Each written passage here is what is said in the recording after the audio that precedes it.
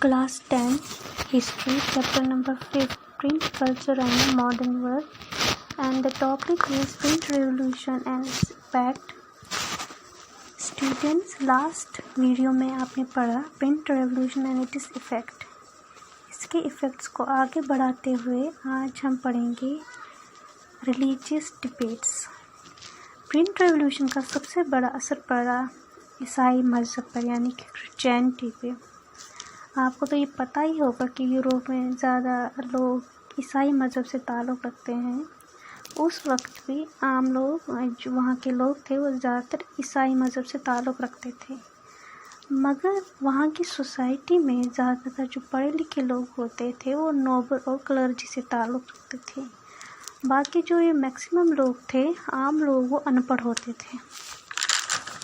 ये जो क्लर्जी और नोबल क्लास के लोग थे, उन्होंने, इनमें से कुछ लालची लोगों ने चर्च और बाइबल के नाम पर, मज़हब के नाम पर इन गरीब अनपढ़ लोगों को पे वो जुल्म करते थे, उनको गलत बातें बताते थे। बाइबल के नाम पे करप्शन होता था, उनको लोगों को बैकवर्ड वहमी बना रहे थे। तो कुछ लोग जो चर्च को चला रहे थे, वो कुछ करप्ट प्रैक्टिसेस में इन्वॉल्व होने लगे थे। इसके लिए काफ़ी लोगों ने आवाज़ उठाई, मगर उसको दबा दिया गया। 1517 में जर्मनी के एक प्रोफेसर, जो एक मॉन्क भी थे चर्च के, और जिन्हें रिलीजियस रिफॉर्मर कह सकते थे, उनका नाम था मार्टिन लूथर। वो जर्मनी में रहते थे। उन्होंने उस टाइम क्रिश्चियनिटी का जो सुप्रीम चर्च था, यानी कि रोमन कैथोलिक चर्च, जिसका हेड पोप होता था, जो रोम के वेटिकन सिटी में रहता था। जो ये मार्टिन लूथर थे, उन्होंने ये सब चीज़ें देखकर कि चर्चों में कुछ लोग क्या कर रहे हैं बाइबल के नाम पर, क्रिश्चियनिटी के नाम पर, तो उन्होंने इसके लिए गलत काम काज जो हो रहा था चर्च में, उसके ऊपर उन्होंने सवाल उठाए। जो गलत बातें बताई जा रही थी बाइबल के नाम पर, क्रिश्चियन के नाम पर, भोले भाले अनपढ़ लोगों को, तो उसके ऊपर उन्होंने आवाज़ उठाई। इसके लिए उन्होंने 95 थीसिस यानी एक रिसर्च वर्क लिखी, जिसमें उन्होंने रोमन कैथोलिक चर्च की कुछ गलत प्रैक्टिसेस और रिचुअल्स के बारे में सवाल उठाए। मार्टिन लूथर ने अपनी इस 95 थीसिस को प्रिंट करवाया और इसकी प्रिंटेड कॉपी को, जहां वो रहते थे विटनबर्ग, और वहाँ के चर्च के दरवाजे पर उसको चिपका दिया, ताकि चर्च में आते जाते लोग जो पढ़े लिखे थे, एजुकेटेड थे, वो इसको पढ़ पाए। मार्टिन लूथर ने चर्च के हेड्स को इन चीज़ों पर, जो उन्होंने अपनी रिसर्च वर्क में लिखा था, डिस्कशन के लिए उनको चैलेंज किया कि हमें इन चीज़ों पर डिस्कशन करना चाहिए।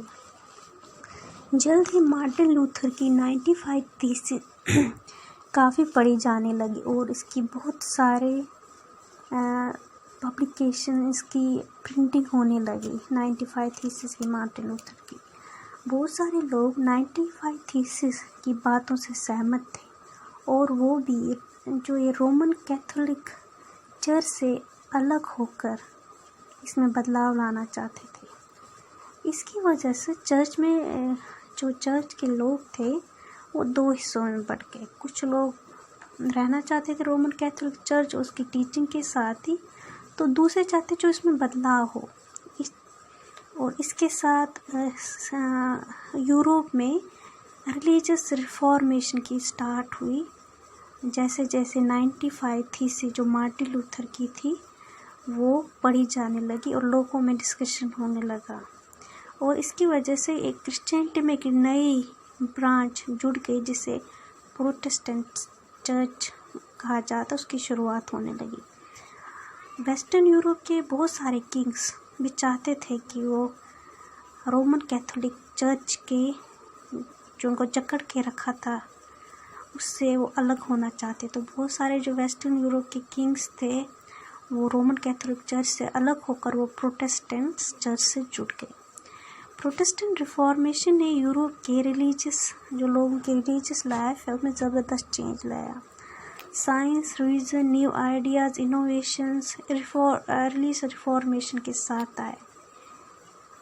इसके लिए प्रिंटिंग प्रेस की इन्वेंशन को जिम्मेदार माना गया। मार्टिन लूथर ने प्रिंटिंग प्रेस के बारे में लिखा था कि printing is the ultimate gift of God and the greatest one. It brought a new intellectual atmosphere and spread of new ideas। यानी कि मार्टिन लूथर ने माना कि प्रिंटिंग प्रेस ऊपर वाली की तरफ से इंसान को दिया गया सबसे बड़ा गिफ्ट है, क्योंकि इसकी वजह से इंसान की जो सोच थी वो काफ़ी बढ़ गई, वो खुल गई, वो एक जगह से दूसरी जगह फैलने लगी और इससे ज़बरदस्त चेंज आया in the world. Thank you.